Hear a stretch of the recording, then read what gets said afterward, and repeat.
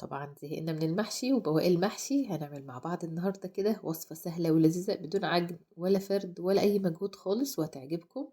طبعا رمضان بيحب ايه؟ الوصفات المختلفة السهلة السريعة، عشان احنا بنكون زهقنا من كل أنواع الأكل.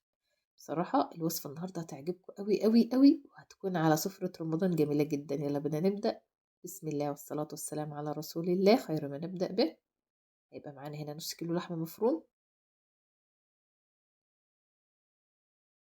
يا ريت كده لو أول مرة تتابعوني اشتركوا في القناة وفعلوا الجرس عشان يوصلكوا كل جديد، عشان القناة تكبر بيكم. طبعا بعد ما ننزل كده باللحمة بتاعتنا نشوحها كويس جدا كده في زيت سخن.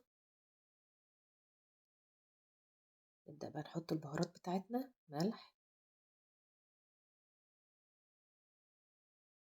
فلفل أسمر، بابريكا، 7 بهارات. نقلب كويس كويس كويس البهارات مع اللحمة كده عشان تتشرب كل البهارات بتاعتها. معانا هنا بصلاية كبيرة كده مفرمينها ناعم قوي. بس هي كل الوصفة بتاعتنا ان احنا هنتبل اللحمة، مش اكتر من كده.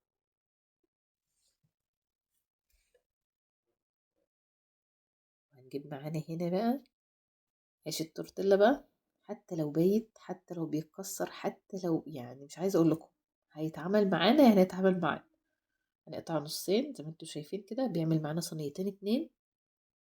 نجيب معانا شوية مية، ومعانا جبنة موتزاريلا، ومعانا كاتشب على مايونيز، ونبدأ بقى كده نبل في المية بالراحة كده وننزل المية منه.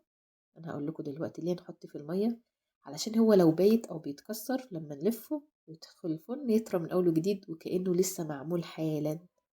هنحط بقى معانا كده معلقة لحمة، شوية جبنة موتزاريلا، وده خلطة دقيق على مية، وهنلزق بيها عيش التورتيلا بتاعنا. طبعا ممكن تحشيها الحشو اللي انت عايزاه، ممكن تحطي فراخ، ممكن تحطي ميكس جبن، خضار مع زيتون زي ما تحبي. معانا بقى كاتشب على مايونيز وباربيكيو، ونقفلها بقى زي المثلث خالص، زي الكريب. يعني هي سهلة جدا جدا وأسهل من الكريب، وطعمها لذيذ قوي قوي قوي وهتعجبكم. بس كده. أولا بعتذر عن الصوت عشان عندي برد. ونبدأ بقى نعمل حاجة تانية كمان. لو انت مش عارفة تلفي اللفة دي، ممكن تلفها كده زي القرطاس كده في ايديكي، وتنزلي فيها كل الحشو وتلزقيها وتحطها في الصينية. بس كده خلاص خلصنا. معانا هنا شوية صلصة، معلقة زيت، شوية فلفل أسمر، وشوية ملح،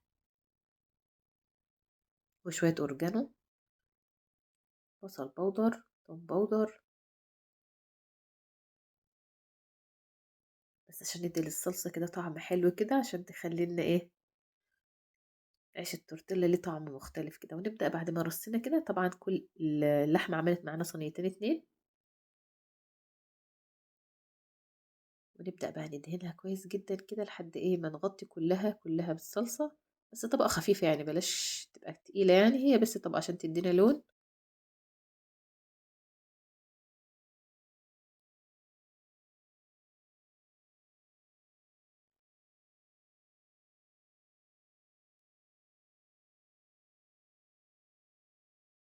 بس كده خلصنا كلها كلها صلصة.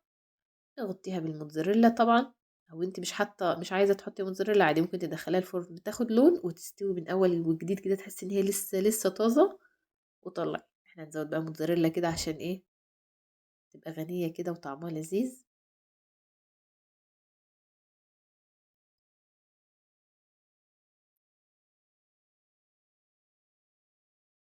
جربوها، سهلة ولذيذة وعلى سفرة رمضان كده، يعني ايه بتسهل الأمور شوية مع مخلل وبطاطس شيبسي وسلطة.